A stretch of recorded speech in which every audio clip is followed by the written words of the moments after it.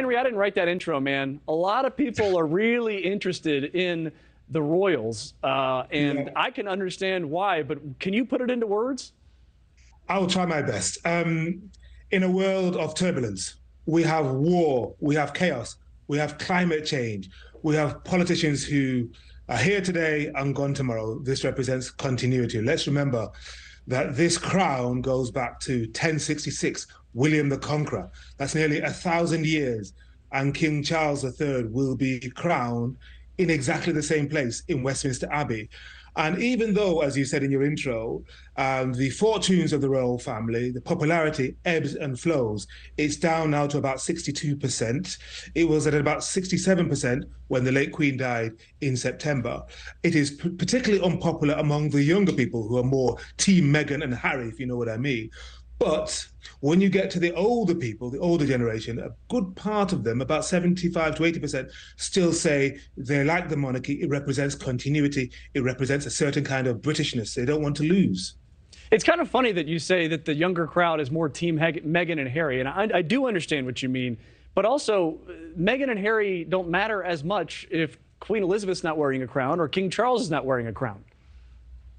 Well, they may not matter as much, but remember the young people today are not just millennials, but the Gen Zers, people born in the last 20 or so years. Their interests are about climate change, about values, about Me Too, George Floyd. They don't respect these ancient symbols in quite the same way. Let's remember that when the late Queen was crowned, it was 1953. This country still had an empire. Churchill was on the throne.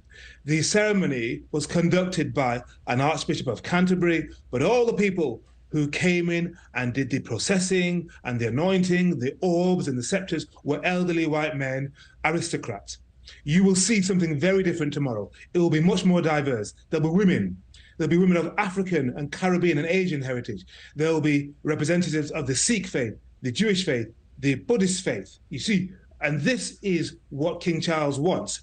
He wants something very different. He understands that Britain has changed and he wants to move it into a different direction. He wants to atone as well, to a degree, for what his family represents, particularly when it comes to the Commonwealth, when it comes to slavery, when it comes to some of the less glorious parts of this country's history.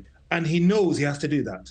At least there are symbols, but yeah, atoning for hundreds of years of British Empire is going to be a tall task. I just didn't realize when I was doing research on this what a business this is. Just the existence of the royals, how much money it makes. This is astounding. The royal coronation tomorrow might cost anywhere from 50 to 100 million pounds sterling, which is about 125 million dollars in the United States. The 2018. You've seen bigger numbers? I've seen the best part of 150 to 200 million pounds. So add another 10 or so percent for that in dollars. It's a significant amount of money. And it comes. But hold on a second, Henry. Just one more stat. 2018, the royal wedding, Harry and Meghan, it brought in 1.5 billion. So this is not just, this is a show and it's expensive and it's at taxpayers' expense, but it's an investment too.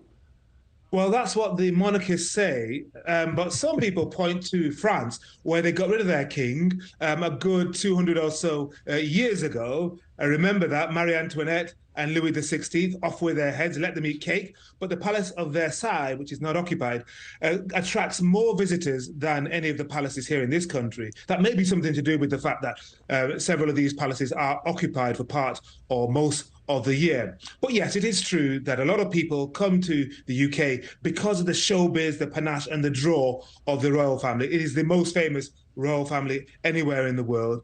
And this coronation is the only one of the European coronations of any royal family that still has a religious significance. And you'll see that in full effect tomorrow. So I think most people in this country grudgingly accept that this institution is here. It is here to stay. It tugs at the heartstrings of a significant percentage, although I would say a minority, and you will see them queuing along the Mall through Trafalgar Square, down Whitehall, the seat of government, Parliament Square, and of course outside the great Westminster Abbey. Some of them have been queuing for days. And you'll know probably that a good 300,000 to 400,000 Americans live permanently in London, and a lot of them fly in on occasions like this. They love the royals, some of them more than we do.